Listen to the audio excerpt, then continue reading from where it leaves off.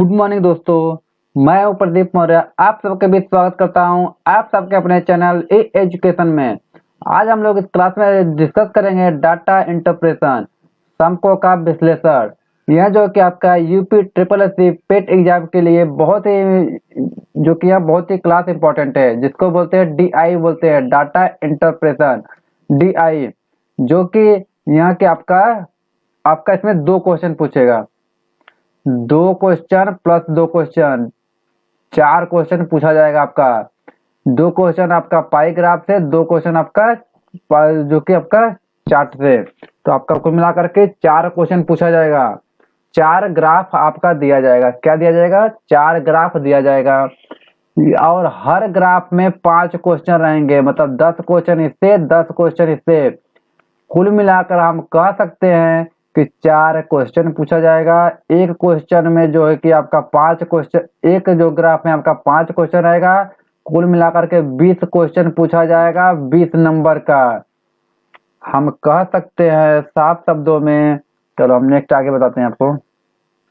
देखो क्या कह सकते हैं हम लोग डाटा इंटरप्रेशन में। हम आपको बता सकते हैं कि देखो 4 ग्राफ पूछेगा। कह रहा है आपका जो कि सिलेबस में दिया हुआ है कि 4 ग्राफ पूछेगा। आपका 14-15 जो कि नंबर है, आपको देख लीजिएगा प्ले लिस्ट में, मैंने जो कि आपका सिलेबस डिस्कस कर दिया है। वो 14-15 नंबर जो कि आपका है, जो कि डाटा इंटरप्रेशन, उसमें आपको क्या बताया है कि 2 नंबर आपके 14 नंबर, जो कि 14 नंबर में है, उसमें भी 2 क्वेश्चन पूछेगा, जो कि उसमें 2 ग्राफ देगा। और 2 ग्राफ आपका 15 वाले सिलेबस से देगा। 15 नंबर आप सिलेबस में जाकर देख लीजिएगा वहां पे क्या है। ठीक है, तो मैं बता रहा हूँ क्या है उसमें। यही है कि 4 ग्राफ देगा आपका, हर एक ग्राफ से 5 क्वेश्चन पूछेगा। तो 5 चौके 20 क्वेश्चन आपको पूछेगा। कितने क्वेश्चन पूछेगा? 20 क्वेश्चन, 20 नंबर के। तो यह आपका सबसे ज्यादा वेटेज है। हम कह सकते हैं यह जो है आपका DI का जो कि वेटेज है पूरे सिलेबस में। आपको विश्वास नहीं होगा, मैं बता रहा हूँ, पूरे सिलेबस में सबसे ज्यादा वेटेज है। और पढ़ना क्या है? कुछ नहीं पढ़ना है, बहुत सिंपल है। क्या है? बहुत सिंपल है। इसको हम बहुत सिंपल वे से आपको पढ़ाएंगे। इसमें हम आपको यहाँ क्लास करा रहे हैं DI का। अलग से क्लास क्यों करा रहे हैं? क्योंकि यहाँ आपका बहुत बड़ा वेटेज है, 20 नंबर, 20 क्वेश्चन, 20 नंबर। जहां तक मैंने आपको सिलेबस बताया है, टोटल 100 क्वेश्चन पूछेगा, 100 नंबर का। मतलब एक क्वेश्चन आपका 1 नंबर का, मैंने स्टार्टिंग में बता दिया था। और 120 मिनट में, मतलब 2 घंटे में पूछेगा। तो हमको समय का भी ध्यान में देना है कि कोई क्वेश्चन 40 सेकेंड 50 सेकेंड से ज्यादा नहीं होना चाहिए। 40 सेकेंड में क्वेश्चन सॉल्व हो जाना चाहिए।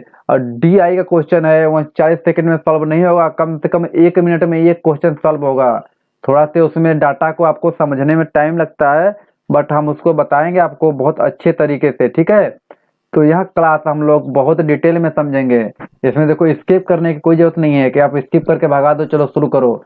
यह भी सुनना बहुत जरूरी है कि हमें जो कि पहले स्ट्रेटेजी बनानी पड़ती है, हमें पढ़ना क्या है, कैसे पढ़ना है, ये सभी समझने की बात है। ठीक है, तो हमें यहाँ इसलिए पढ़ना है कि यह बहुत बड़ा वेटेज है आपका DI का, 20 नंबर का आपका बहुत बड़ा वेटेज माना जाता है।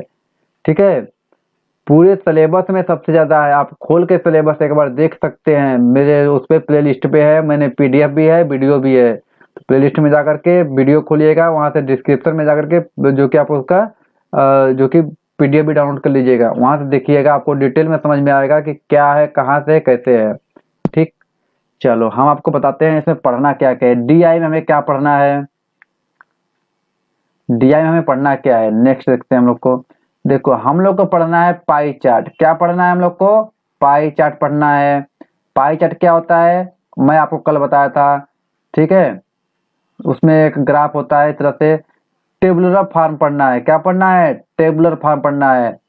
पाई चार्ट आपका इस तरह से होता है, इस तरह से दे दिया, आपका दे दिया यहाँ से, इस तरह से दे दिया, कर दिया यहाँ 10%, यहाँ आपका दिया 15%, यहाँ कर दिया 25%, यहाँ कर दिया आपका, तो कर दिया 20%, कितना हो गया 50, या कर दिया 40%। इस तरह से आपके हैं परसेंटेज। और कह रहा है कि यह जो 10% है यहाँ भोजन पे है, भोजन पे कह रहा है कि 100 रुपया उसने व्यय किया, 100 रुपया व्यय किया। तो बताओ यहाँ 25% है, तो यह बताओ 25% उसने जो है कि राम को दिया, 25% राम को दिया तो कितने रुपए दिया, कितने रुपया दिया बताओ। 10 रुपये, 10% बराबर 100 रुपये, तो 1% बराबर 10 रुपये, और 25% है मतलब 250 रुपया दिया। कितना दिया? 250 रुपया राम को दिया। इसी हिसाब से हम लोग मतलब कि हम आपको क्या करना चाहिए, परसेंटेज आना चाहिए। आपको परसेंटेज बहुत जरूरी है इस चैप्टर में, परसेंटेज आना चाहिए। आपके प्रॉफिट लॉस होना चाहिए, क्या आना चाहिए? प्रॉफिट लॉस आना चाहिए। बेसिक जो मैथ है वो आपको आना चाहिए। अब यह बेसिक मैथ आपको कहाँ से आएगा? मैंने आपको बेसिक मैथ आपको पढ़ाया हुआ है, डिस्क्रिप्शन में जाइए देखिए, पीईटी जो पेट का मैथ है वो मैथ आपको पढ़िए, क्योंकि वो मैथ में भी काम देगा और यहाँ पे भी काम देगा।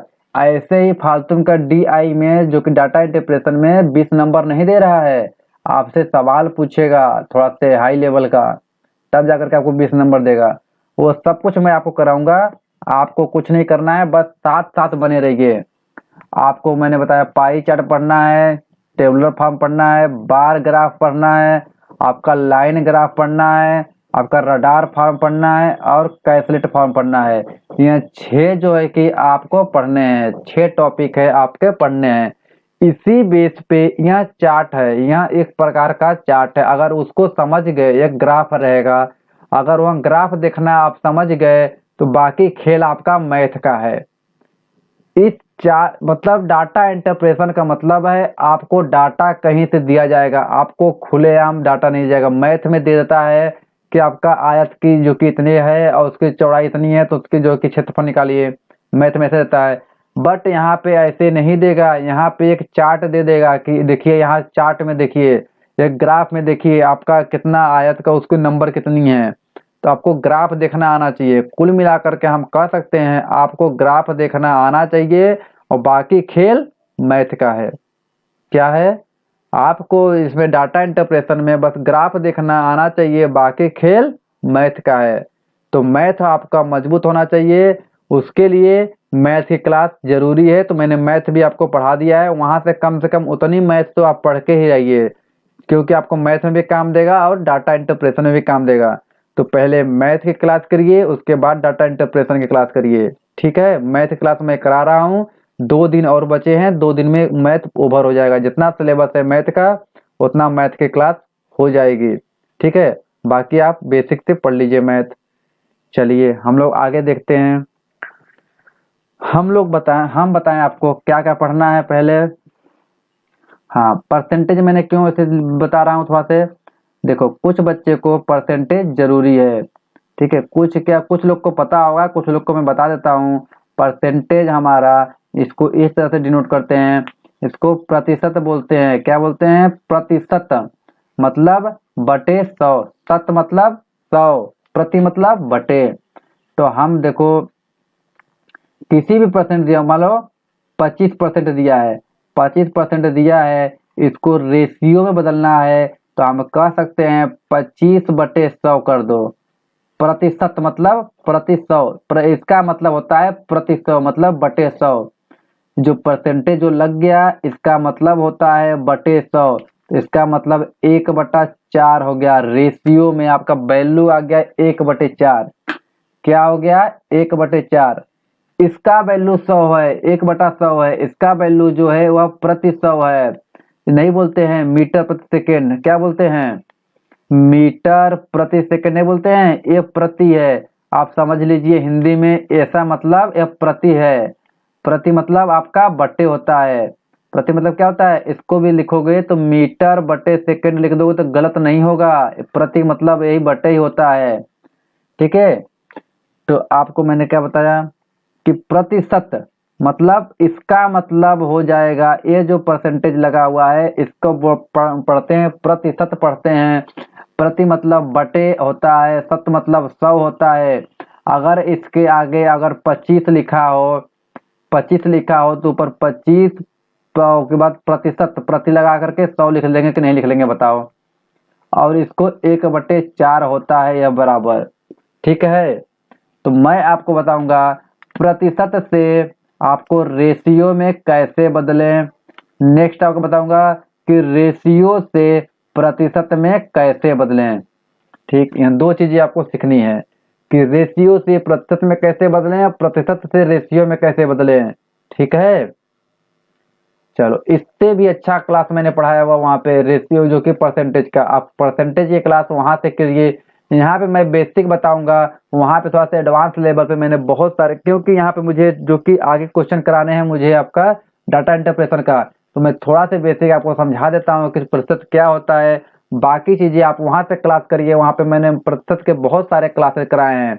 अगर उससे भी अगर आपको अधिक लेवल करनी है, थोड़ा सा हाई लेवल करनी है, तो मेरे प्लेलिस्ट में जाइए, सर्च मारिए, वहाँ पे देखिए जो कि मैंने एनटीपीसी ग्रुप डी जो कि यूपीएसआई और स्टेट एग्जाम के मैंने वहाँ पे मैथ पढ़ाया हुआ है। वहाँ पे मैथ हमने बेसिक से लेकर के हाई लेवल तक ले गया है। क्या ले गया है? बेसिक से लेकर के हाई लेवल तक। आप वहाँ से क्लास कीजिए, जो कि वहाँ से और हाई लेवल के बच्चे पढ़ रहे हैं वहाँ पे।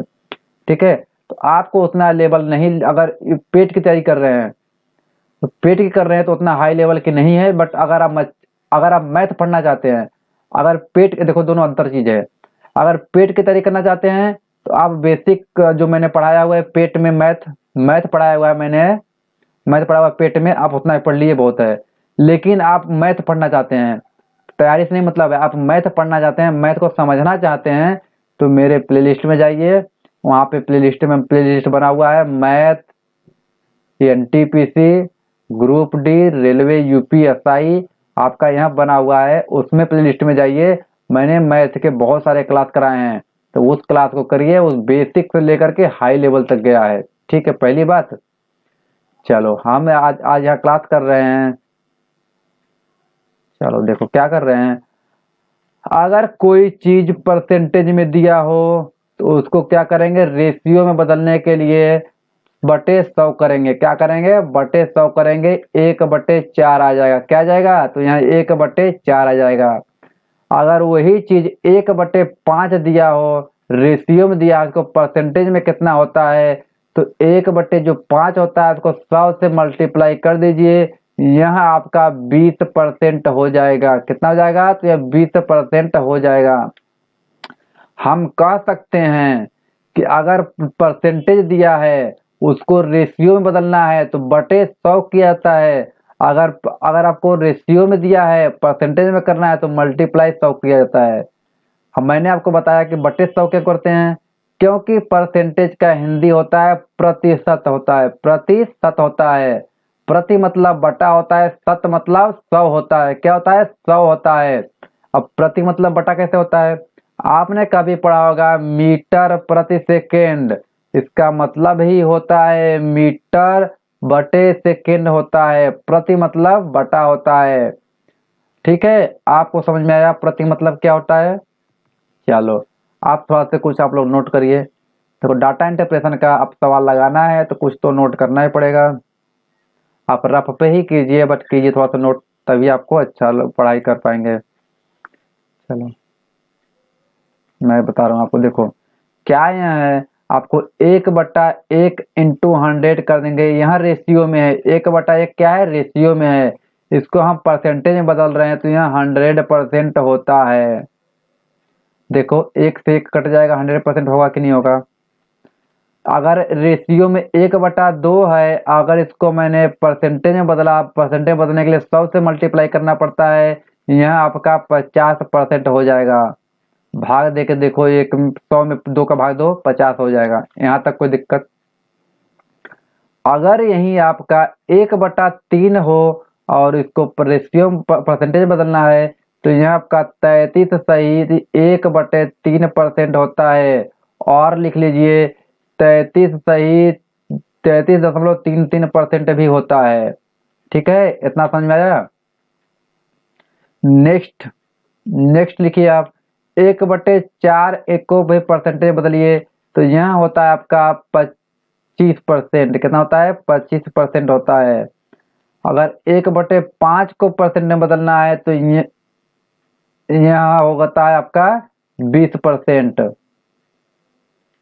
यही अगर आपका 1/6 को बदलना है परसेंटेज में, तो यहाँ आपका होता है 16.66 या परसेंट, या और इसको लिख सकते हैं 16 सही 1 बटे, यहाँ होता है 16 सही 2/3% होता है।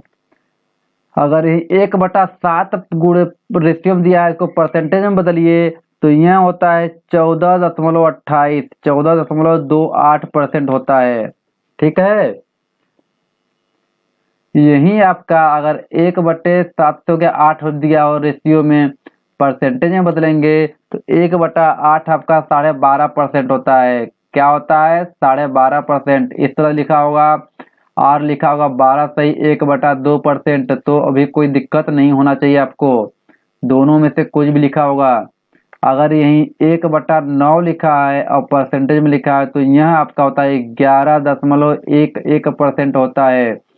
यही आपका 1/10 लिखा हो तो यहाँ आपका कितना होता है? 10% होता है। कैसे आ रहा है? इस 100 में 9 का भाग देने पर आ रहा है, 100 में 10 का भाग देने पर इतना आ रहा है। ठीक है, मैंने बताया रेशियो से परसेंटेज बदलना है तो 100 से गुणा कीजिए। यही अगर आपका परसेंटेज से रेशियो में बदलना है तो 100 से भाग दीजिए, बात बराबर है। ठीक है, मान लो यही अगर इसको अगर 12.5% दिया है, रेशियो में बदलना है 12.5%, 100 जो है इधर कर दो, बटे हो जाएगा, इधर रेशियो में आ जाएगा 1/8, काम खत्म। चलो हम कर रहे हैं 1/11 दिया है तो यहाँ आपका होता है 1/11 होता है 9.09%। कितना होता है? 9.09%। 1/12 दिया हो तो यहाँ आपका होता है 1/12 आपका होता है 8.33। कितना होता है? तो 8.33 होता है परसेंट, या बोल सकते हैं 8 सही 1/3% भी बोल सकते हो। 1/13 अगर रेशियो में दिया है तो यह आपका होता है 7.7%। कितना होता है? तो 7.7% होता है। अगर 1/14 दिया है तो यह आपका होता है 7.28, 14 होता है। कितना होता है? 7.14% होता है।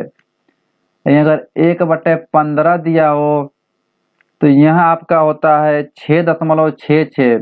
कितना होता है? 6.66%। और लिख सकते हैं 6 सही 2/3%। क्या लिखते हैं? 2/3%। नेक्स्ट एंड लास्ट बच गया आपका, मैं यहाँ लिख देता हूँ। आपका कितना बच गया? 1/16। 1/16 आपका बच गया, इसको लिख सकते हैं, आप लिख सकते हैं 6.25। क्या लिखते हैं? 6.25%। और लिख सकते हैं 6 सही 1/4%। ठीक है, इतना बात समझ में आया? इससे ज्यादा कुछ नहीं आएगा। ठीक है, मैंने आपको बताया कि अगर परसेंटेज को आपको रेशियो में बदलना है तो 100 से डिवाइड करना होगा। मैंने आपको बताया यहाँ पे अगर परसेंटेज को रेशियो में बदलना है तो 100 से भाग देना होगा। यही अगर रेशियो से 1/2, अगर रेशियो से परसेंटेज बदलना है तो 100 से मल्टीप्लाई करना होगा। आपको बेसिक जानना जरूरी है। ठीक है, यहाँ दो काम हमने किया अभी तक। 1/1 गुणे 100 को हमने 100% कर दिया। 1/2 अगर रेशियो में है तो 50% है, समझो। हमने क्या है, 100 को परसेंट मानते हैं, परसेंट मतलब 100 मानते हैं। ठीक है, कहीं दे दिया परसेंट तो हम उसको 100 मान लेंगे कि 100 दिया है। परसेंट का मतलब 100। कह दे कि 20% राम ने ले लिया, मतलब किसमें से ले लिया? तो 100 में से ले लिया। उसके पास कितने बचे? 80 बचे होंगे। कुछ नहीं कहा, साफ शब्द में कह दिया कि राम ने श्याम को 20% दे दिया। तो राम के पास कितने बचे? राम के पास 80 बच गए। राम ने श्याम को 20% दे दिया, राम के पास कितने बचे? तो राम के पास अभी 80% बचे हैं। हमें कैसे पता कि उसके पास 100% थे? 100% का मतलब ही 100 होता है। ठीक है, इतना बेसिक आपको समझ में आ रहा है? चलो, इसको आप स्क्रीनशॉट ले सकते हो या फिर इसको कहीं नोट करो, स्क्रीनशॉट ले लो।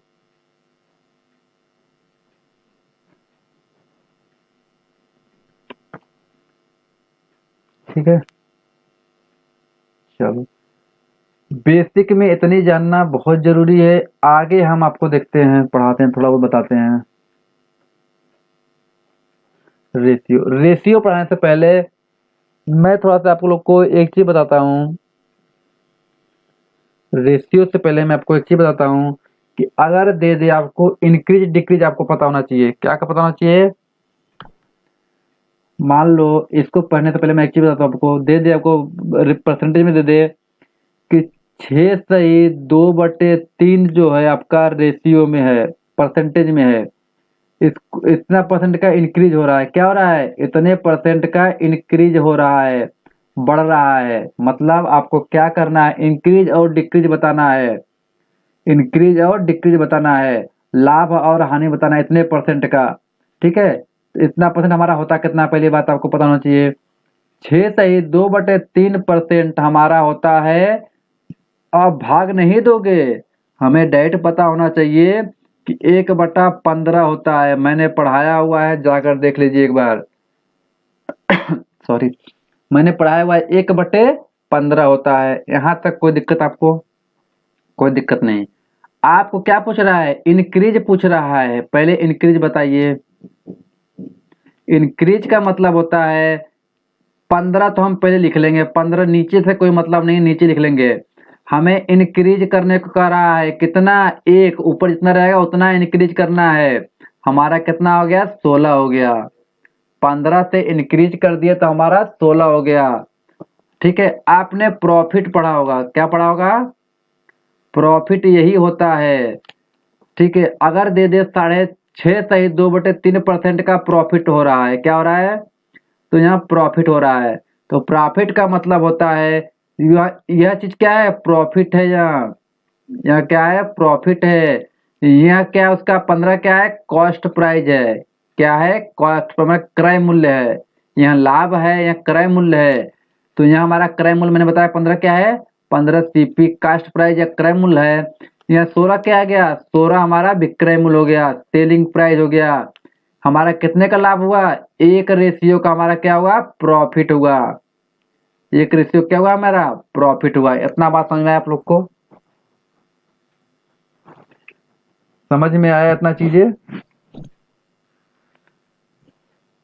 रेशियो मैंने पढ़ाया, इसी में प्रॉफिट पढ़ा दिया, इसी में मैंने आपको परसेंटेज पढ़ा दिया। तीनों चीजें मैंने बेसिक वाला चीज बता दिया कि अगर परसेंटेज दे तो उसको रेशियो में कैसे कन्वर्ट करते हैं। ठीक है, मैंने पढ़ाया कि रेशियो को वाले चीज को मैंने परसेंटेज में कैसे कन्वर्ट करते हैं वो भी बता दिया। अब देखो इन प्रॉफिट लॉस कैसे पढ़ाते हैं। अगर इतने का प्रॉफिट हो रहा है, छः कोई भी संख्या हो, उसमें कह रहा है कि 6.2/3% का प्रॉफिट हो रहा है, ऐसे ही पेपर आता है। ऐसे इतने का प्रॉफिट हो रहा है तो हमारा कॉस्ट प्राइस बताइए, आपका सेलिंग प्राइस बताइए, जो भी पूछेगा बता देंगे। हमको देखो प्रॉफिट का मतलब इंक्रीज होता है, मतलब इतने रेशियो, ये प्रॉफिट हमारा ऊपर जो आएगा प्रॉफिट होगा 15, इतने का रेशियो बदलेंगे तो 1/15 होता है। ये जो ऊपर आएगा यहाँ क्या हमारा? प्रॉफिट है। नीचे क्या मेरा? कॉस्ट प्राइस हमेशा रहेगा। नीचे क्या रहेगा? हमेशा कॉस्ट प्राइस रहेगा। हमने कॉस्ट प्राइस लिख दिया और एक का प्रॉफिट करके हमने क्या कर दिया? सेलिंग प्राइस 16 कर दिया। हमारा विक्रय मूल्य जो है वह एक बढ़ाएंगे तभी ना हमारा जो है कि आपका प्रॉफिट होगा एक का। चलो इतनी बात समझ में आ गया। चलो बाकी चीज हम आपको क्वेश्चन कराएंगे, उसके साथ साथ बताते रहेंगे। नहीं, अगर आपको एक्स्ट्रा पढ़ना है तो मैंने आपको दो प्ले लिस्ट बता दिया। एक तो आपका जो कि यूपी ट्रिपल एससी पेट का मैथ का प्ले लिस्ट है, एक आपका एनटीपीसी का प्ले लिस्ट जो कि दोनों जगह मैथ मेरा चल रहा है। तो मैं दोनों जगह मैथ पढ़ा रहा हूँ। आप दोनों जगह से आप कोई भी क्लास कर सकते हैं। अगर आप बेसिक जानना चाहते हैं, थोड़ा सा ही जानना चाहते हैं, तो आप पेट वाला भी कर लीजिए। थोड़ा सा आप हाई लेवल जानना चाहते हैं, थोड़ा सा अच्छा लेवल जानना चाहते हैं, तो आप एनटीपीसी का आप जो कि वो उस वाले प्ले लिस्ट में जाकर के आप देख सकते हैं। ठीक है, चलो नेक्स्ट मैंने आपको बताया प्रॉफिट लॉस क्या होता है।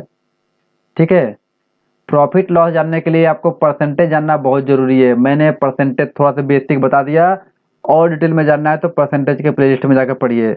देखो इसमें क्या होता है, मैंने आपको बताया कि जो कि आपका प्रॉफिट एंड लॉस क्या होता है। प्रॉफिट लॉस में आपको तीन चीजें होती हैं। क्या चीजें होती हैं?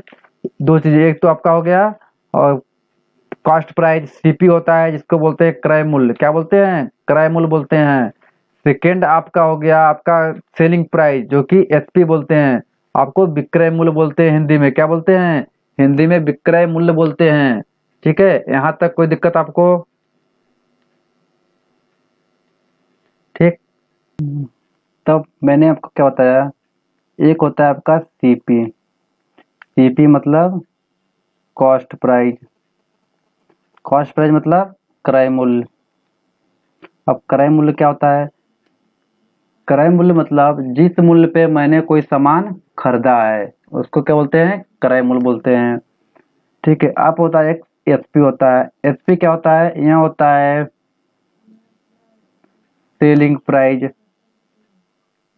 सेलिंग प्राइस मतलब विक्रय मूल्य। विक्रय मूल्य मतलब हम जिस पे कोई सामान बेच रहे हैं। एक होता है आपका एमपी। क्या होता है? MP mark price. मार्क या मार्केट बोल सकते हैं। मार्केट प्राइस, इसको बोलते हैं अंकित मूल्य। अंकित मूल्य। यहाँ तो समझ आपको? यहाँ कुछ नहीं समझना है, आपको समझना है सीपी में बोलूँ मतलब क्रय मूल्य, कॉस्ट प्राइस। अगर जहाँ पे विक्रय मूल्य लिखा है वहाँ एसपी आप लिख सकते हैं साफ साफ। जहाँ पर अंकित मूल्य है वहाँ पे एमपी लिख सकते हैं। ठीक है, देखो अब क्या है, हमारा जो प्रॉफिट होता है, प्रॉफिट बराबर हम लिख सकते हैं आपका एसपी माइनस सीपी। मतलब हम कह सकते हैं कि प्रॉफिट हमारा तभी होगा जब विक्रय मूल्य हमारा ज्यादा होगा। मान लो हम 5 रुपया का खरीदे 6 रुपया पे बेचेंगे, विक्रय मूल्य हमारा ज्यादा होगा तभी तो हमारा 1 रुपया का प्रॉफिट होगा।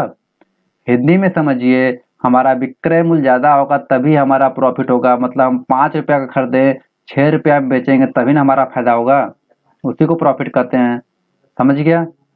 चलो, अगर आपको परसेंटेज प्रॉफिट दे पूछे, परसेंटेज प्रॉफिट बराबर आपको लिखना है जो कि एसपी माइनस सीपी अपान के सीपी। अब परसेंट निकालने के लिए 100 से मल्टीप्लाई कर सकते हैं।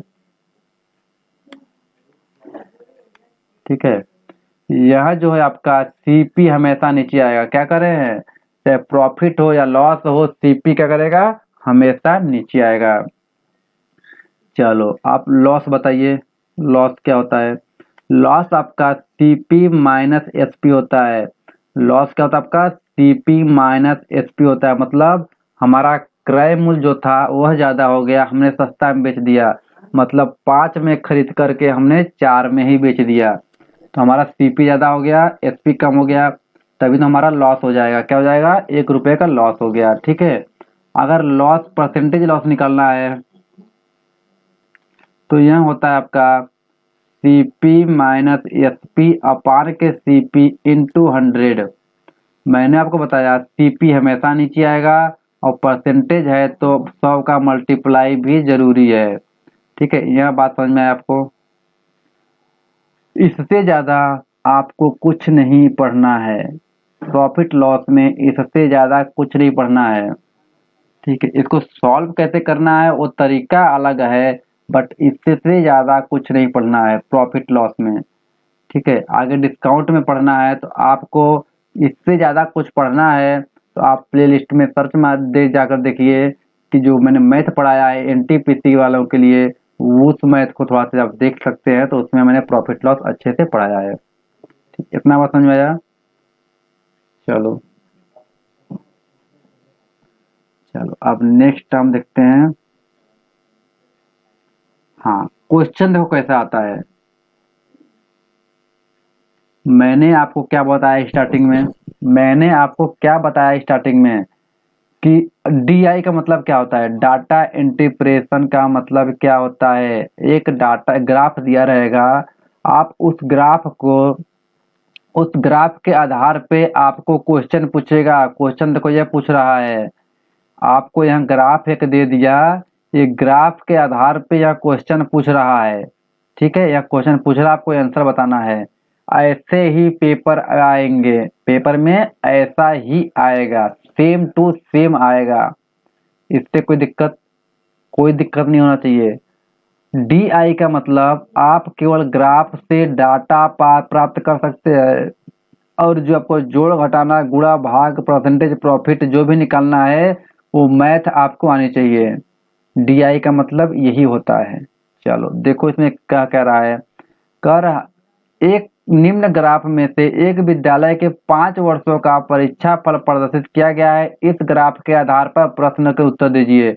इसको पढ़ने की कोई जरूरत नहीं होती है, आपको समय बचाना है। बस आप क्या करिए, ग्राफ देखिए और क्वेश्चन पढ़िए कि जो पूछ क्या रहा है। पूछ रहा है इस ग्राफ में, देखिए इधर देखिए दर्शाया गया है विद्यार्थियों की संख्या, इधर दर्शाया गया है सन 2001, 2002, 2003, 2004, 2005, 2006 दिया है, वर्ष दिया हुआ है। कह रहा है इस जो कि 5 साल, इस 5 साल में ये जो कि आपका रंग दिया गया है, यहाँ फेल हुए बच्चे हैं, जो व्हाइट वाला है यहाँ पास वाले बच्चे हैं। हर साल देखो इसमें देखो क्या है, इतने फेल वाले बच्चे हैं, इतने पास वाले बच्चे हैं, इतने फेल वाले बच्चे, पास वाले, फेल वाले, पास वाले, फेल वाले, पास वाले, फेल वाले, पास वाले। इस हिसाब से आपको डाटा दिया गया है। पूछ रहा है 2006 में फेल छात्रों की संख्या क्या थी। क्या पूछ रहा है कि 2006 में फेल छात्रों की संख्या क्या थी। चलो बताओ, आपको टाइम में स्टार्ट करता हूँ, उसके बाद मैं बताऊंगा क्या थी। ठीक है, चलो बताओ। इसमें कोई नहीं है, आपको बस जोड़ घटाना थोड़ा सा आना चाहिए मैथ में, बेसिक सा। चलो बताओ।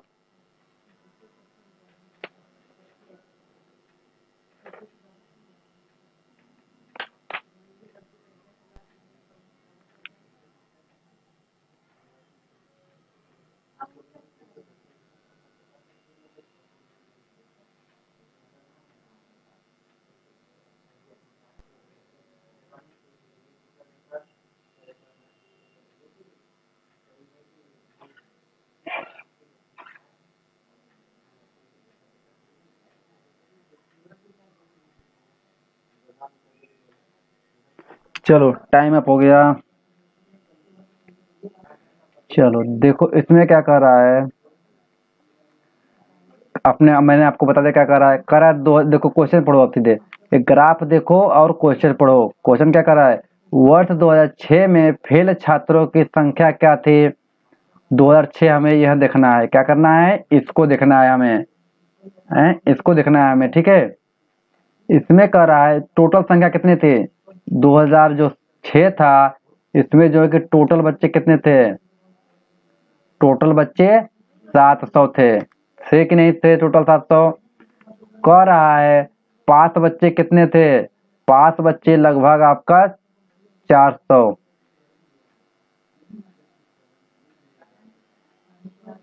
400 ही है ना लगभग। ये देखो 425 है, ये वाला लाइन 425 है, तो हमारा जो आएगा वो यही पे आ रहा है। ये यहाँ जो लाइन है 425 है, मेरा हमारा 400 बच्चे हैं, कितने हैं, 400 बच्चे पास हैं। पास कितने हैं, 400 बच्चे पास हैं। ठीक है, देखो पास वाली लाइन ये 425 यहाँ है, तो हमारा लाइन थोड़ा सा नीचे है कि नहीं है, थोड़ा सा नीचे है, तो हमारा कितना है, 400 पास हो गए। तो फेल वाले बच्चे कितने हो गए, फेल वाले बच्चे 300 नहीं हो जाएंगे, क्या हो जाएंगे, 300 बच्चे फेल हैं। क्या हैं, 300 बच्चे क्या हैं, फेल हैं। आपको कोई दिक्कत, कोई दिक्कत नहीं। ऑप्शन में मिसप्रिंट है, यहाँ पे 300 होना चाहिए, ऑप्शन बी राइट आंसर है। 300 होगा, यह गलत दिया हुआ है, मिसप्रिंट दिया हुआ है, 300 है। ठीक है, तो आप इसको समझिए, थोड़ा से डिटेल में जानिए कि देखो 300, 425 हमारा ऊपर आ रहा है, तो हमारा 400 यहाँ होगा कि नहीं होगा। ठीक, हमारा 400 हो गया, पास वाले बच्चे हो गए, सफेद वाला पास वाला है, फेल वाला बच्चे इतने ही फेल है ना। यहाँ हमारा कितना है, जो कि 700 में से इतना निकाल देंगे तभी ना हमारा इतना बचेगा। देखो बाकी खेल हमारा मैथ का है, आपको ग्राफ से केवल डाटा मिल रहा है, इसी को DI डाटा इंटरप्रेशन बोलते हैं। ठीक है, चलो नेक्स्ट क्वेश्चन करो। हाँ, ये देखो आपका पाई ग्राफ, पाई चार्ट है, क्या है यहाँ, पाई चार्ट है। इसको सॉल्व करो और बताओ। ऐसे क्वेश्चन आपको आने के चांस 99% है। क्या है, सेम क्वेश्चन आने का चांस, बस क्या करेगा, नंबर चेंज रहेगा, बस आपका नंबर चेंज रहेगा, बाकी जो है वह सेम टू सेम रहेगा। ठीक है, इस क्वेश्चन को करो फिर मैं बताता हूँ, आपको पढ़ दो पहले। कह रहा है नीचे दिए गए पाई चार्ट में किसी परिवार के विभिन्न खर्चों को दर्शाया गया है। इस पाई चार्ट को सावधानी पूर्वक पढ़ के नीचे संबंधित प्रश्न को उत्तर दो।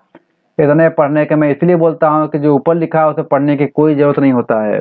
ठीक है, जो पढ़ना है आप इस पाई ग्राफ को देख लो, उसके बाद इस क्वेश्चन को पढ़ो।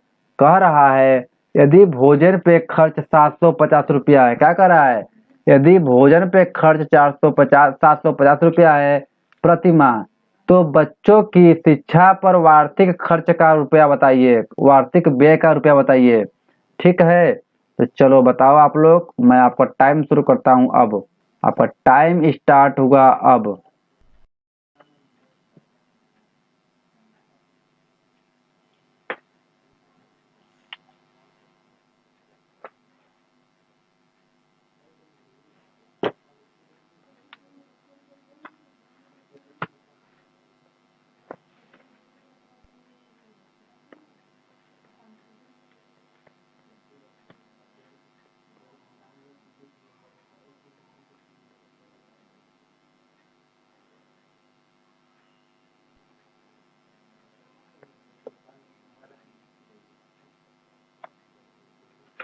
चलो तो टाइम अप हो गया।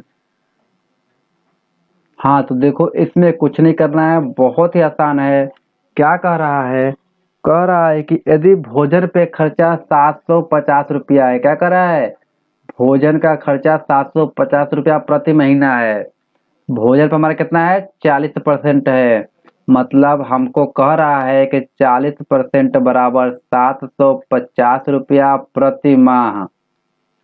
ठीक है, तो 1% बराबर हमारा हो जाएगा 750 में 40 का भाग दीजिएगा, यहाँ आपका आएगा 18.75 रुपये, क्योंकि 18.75 रुपये प्रति माह। इतना कोई दिक्कत आपको? ठीक है, अब कह रहा है ये आपका 1 रेशियो बराबर है, कितने बराबर है, 1 रेशियो बराबर है। ठीक है, अगर यही हमको कह रहा है कि शिक्षा पे, बच्चों की शिक्षा पर वार्षिक व्यय बताइए। बच्चों की शिक्षा हमारा 10% जा रहा है, कितना जा रहा है, तो 10% जा रहा है। तो 1% बराबर हमारा कितना हो रहा है, 18.5। तो 10% बराबर कितना हो जाएगा, 187.5 हो जाएगा कि नहीं हो जाएगा, 187.5 हो जाएगा। अब कह रहा है यहाँ यह रुपया प्रति माह हो गया, जो कि उसका शिक्षा पे खर्चा हो रहा है 1 महीने का इतना। 1 महीने कितना हो रहा है, तो 187.50 रुपये प्रति माह उसका खर्चा हो रहा है बच्चों के पढ़ाई पे। ठीक है, और कह रहा है नेक्स्ट कि अब साल का बताइए। वार्षिक व्यय पूछा है, ये तो महीने का आ गया हमारा, वार्षिक बताना है। तो 187.5 में 12 का गुणा कर दीजिए, क्योंकि 12 महीने का 1 साल होता है। गुणा करेंगे तब 2250 रुपया आपका आ जाएगा, प्रति वार्षिक है। क्या है यहाँ, यह वार्षिक खर्चा उसका साल का है बच्चों को पढ़ाई पर, 2250 आपके ऑप्शन नंबर सी में है। आप गुणा करके देख लीजिए, आपका आ जाएगा 187.5 गुणित 12 करके देख लीजिए, आपका आ जाएगा। यहाँ तक कोई दिक्कत आपको, यहाँ तक कोई दिक्कत आपको? देखो कहा गया है, साफ साफ कह रहा है भोजन पे खर्चे 750 रुपया है, तो भोजन पे कितने परसेंट हमारा है, 40% है। 40% बराबर हमारा 750 रुपया पर माह दे रहा है। तो 1% बराबर हमारा हो जाएगा 750/40, जो कि 18.75 रुपये पर माह हमारा हो जाएगा 1% बराबर। तो कह रहा है शिक्षा पे खर्च हमारा 10% हो रहा है, तो शिक्षा पे हमने 10% बराबर निकाल लिया, आपका 187.5 रुपये पर माह हो जाएगा। लेकिन पूछ रहा है शिक्षा पर खर्च बताइए, लेकिन वार्षिक बताइए पूछ रहा है। क्या पूछ रहा है कि वार्षिक में बताइए। तो वार्षिक में बताने के लिए हम क्या करेंगे, 12 से गुणा कर देंगे, हमारा 2250 रुपया आ जाएगा, उसका खर्चा होगा बच्चों को पढ़ाने में 1 साल का। ठीक, देखो ऐसे ही क्वेश्चन आएगा आपके एग्जाम में, 100% बोल रहा हूँ। ठीक, और कोई दिक्कत? जो दिक्कत होगा आप कमेंट जरूर कीजिएगा, जो समझ में नहीं आई हो, या फिर सर ऐसा पेपर कैसा आएगा, क्या चीज़, जो भी आपको चीज लगे कमेंट जरूर कीजिए। चलो नेक्स्ट क्वेश्चन देखते हैं कैसा क्वेश्चन है। चलो, वह क्या था हम लोग का? पाई चार्ट था। यहाँ क्या हम लोग का? बार चार्ट है। ठीक है, बार ग्राफ बोलते हैं। देखो बार चार्ट लिखा है, बार ग्राफ है। ठीक है, तो दे रहा है कि निम्न चार्ट को ध्यान पूर्वक अध्ययन कर प्रश्नों का उत्तर दें।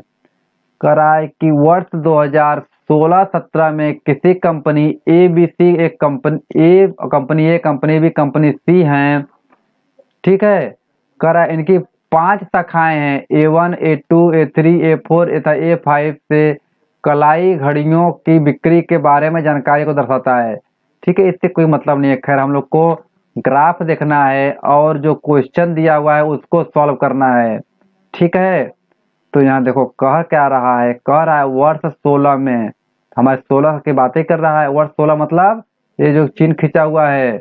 वर्ष 17 का मतलब बिना सादा वाला।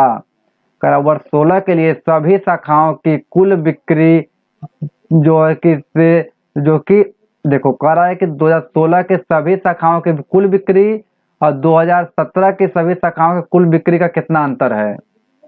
कह रहा है कि 16 में जितना बिक्री हुआ है और 17 में जितना बिक्री हुआ है, दोनों का अंतर हमें बताइए कितना का अंतर आ रहा है, वो भी करोड़ में आएगा। ठीक है, तो वहाँ बताइए आपका जितना अंतर आ रहा है दोनों 16 साल में, 16 में जो 5 ब्रांच है, 17 में जो 5 ब्रांच है, उन सबका ऐड करके हमें बताइए। चलो आपको टाइम शुरू होता है, अब बताओ। चलो आपको टाइम शुरू हुआ अब।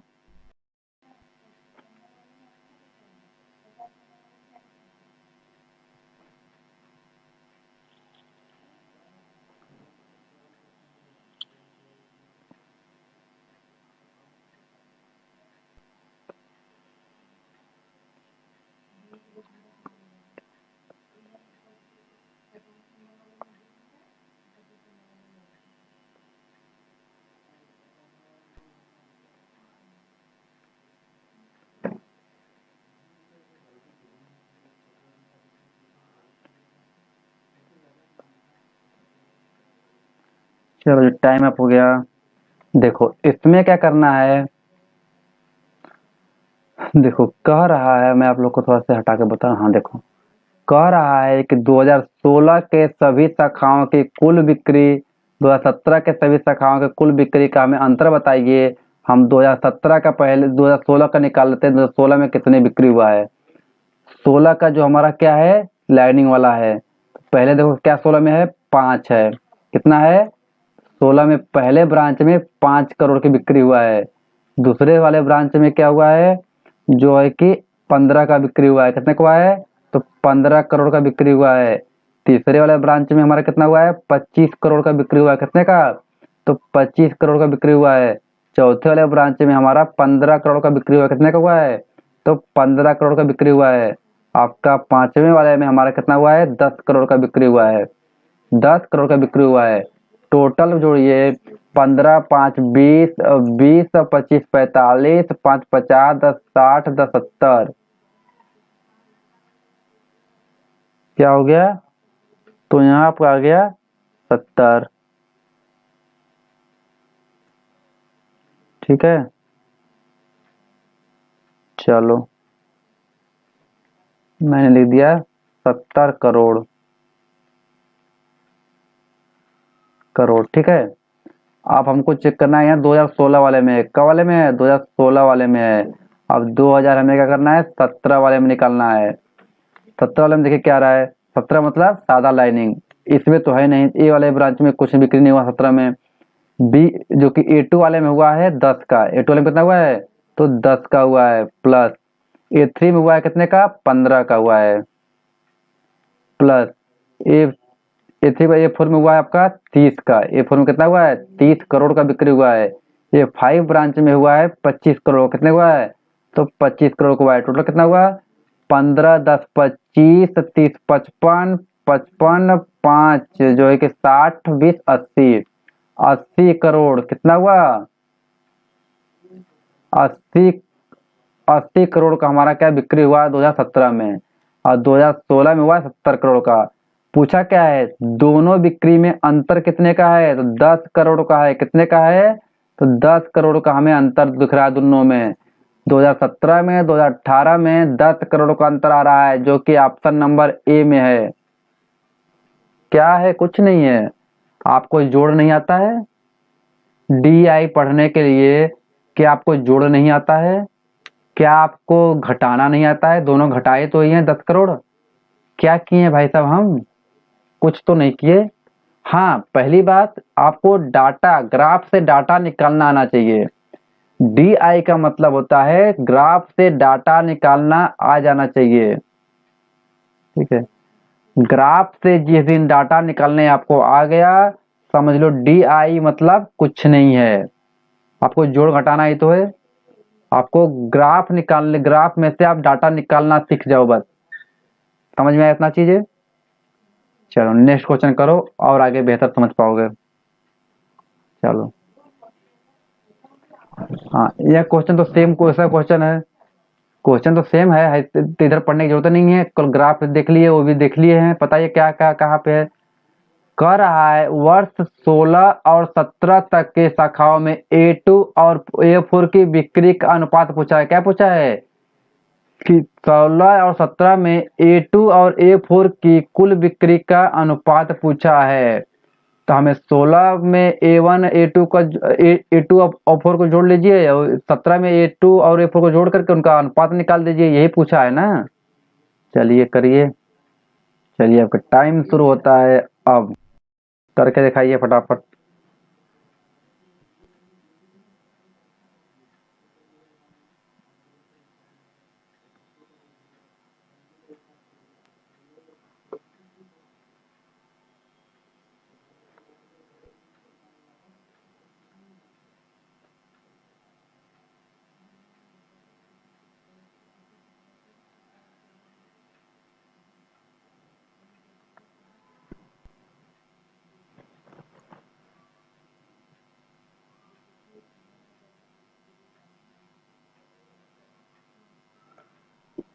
चलो जी, टाइम अप हो गया।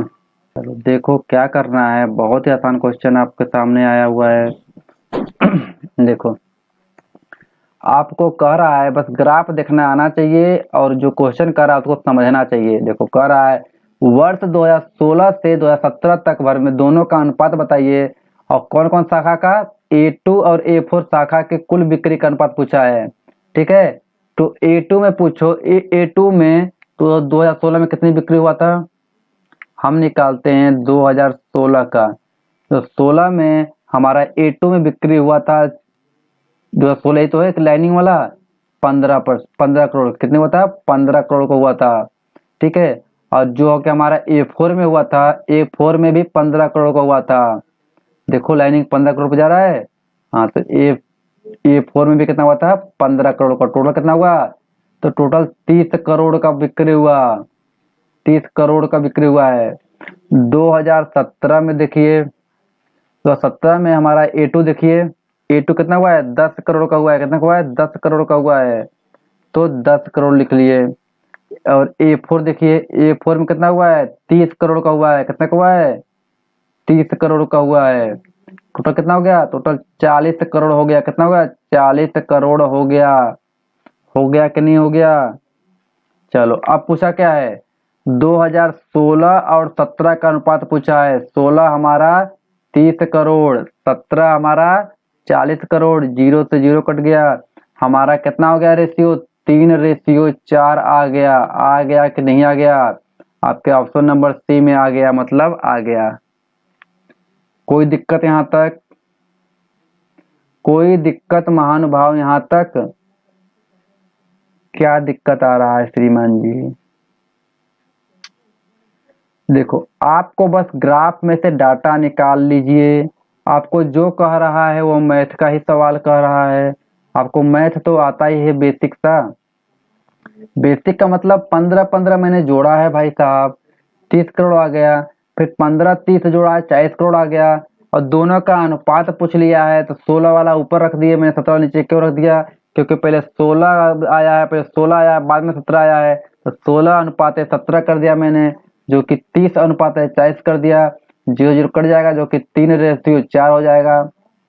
कोई दिक्कत यहाँ तक? कोई दिक्कत नहीं। दिक्कत नहीं है तो आगे वाला क्वेश्चन कीजिए। चलो इस क्वेश्चन को करो।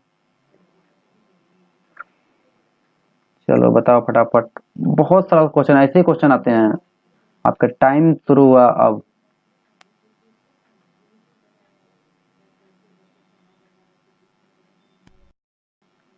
चलो करो।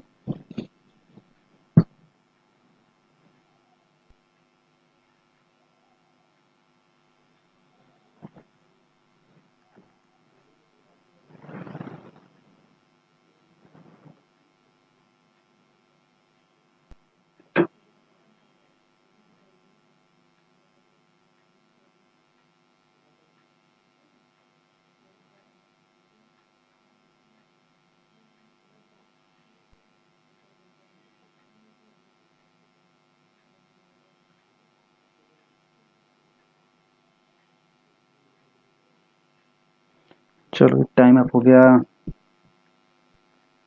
चलो देखते हैं इसमें क्या हुआ है, क्या करना है। देखो हमने ग्राफ देख लिया, ठीक है। अब क्वेश्चन देखना है, क्वेश्चन क्या पूछ रहा है। हमको इसके ऊपर तो देखना ही नहीं है, इस ग्राफ के ऊपर कुछ नहीं देखना है, फालतू का आपका टाइम बर्बाद करेगा। तो बस आप ग्राफ देखिए और क्वेश्चन पढ़िए।